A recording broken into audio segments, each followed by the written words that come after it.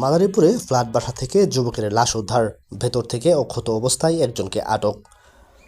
মাদারীপুর জেলা প্রতিনিধি শেখ জায়েদের পাঠানো তথ্যচিত্রে থাকছে বিস্তারিত। মাদারীপুরে ফ্ল্যাট বাসা থেকে অজ্ঞাত এক যুবকের লাশ উদ্ধার করেছে পুলিশ। বৃহস্পতিবার ৮টার দিকে শহরের ২ নং শকুনি শহরের SM নাসির উদ্দিনের বাসা থেকে লাশটি উদ্ধার করা হয়। এই ঘটনায় দরজা ভেঙে রুমের ভেতর থেকে অক্ষত অবস্থায় একজনকে আটক করেছে পুলিশ। যদিও ঘটনার পর পলাতক রয়েছে নয়ন হাওলাদার। অভিযুক্ত নয়ন হাওলাদার শহরের আসমত আলী খান সড়কের এলাকার মোহাম্মদ মঈনুদ্দিন হাওলাদারের ছেলে। আটক শাওন সর্দার শহরের পুরাতন জেলখানা এলাকার বাসিন্দা।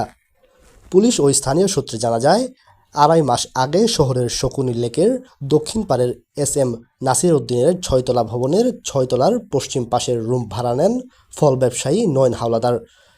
ভবনে তার ২ সহযোগীকে নিয়ে উঠেন তিনি। হত্যাকাণ্ডের কারণ সম্পর্কে তাৎক্ষণিকভাবে কোনো কিছুই জানতে পারেনি পুলিশ। পরে লাশ ময়নাতদন্তের জন্য ২৫০ শয্যা জেলা হাসপাতালের মর্গে পাঠানো হয়েছে। মাদারীপুরের অতিরিক্ত পুলিশ সুপার চাতক চাকমা জানান, খবর পেয়ে রুমের দরজা ভেঙে মরদেহ উদ্ধার করা হয়েছে। এ ঘটনায় জিজ্ঞাসাবাদের জন্য শাওন সর্দার নামে একজনকে আটক করা হয়েছে। আটককৃত ব্যক্তি বদ্ধ রুমে ছিলেন। হত্যাকাণ্ডের রহস্য উদ্ঘাটনে কাজ করছে পুলিশ। শিগগিরই নিহতের পরিচয় ও ঘটনার রহস্য পাওয়া যাবে। আমি রুমে আটকানো ছিলাম, ওই পাশ দিয়ে আটকানো ছিল দরজা। বিপদে পড়ে ওর ফোন দিয়ে আসছি।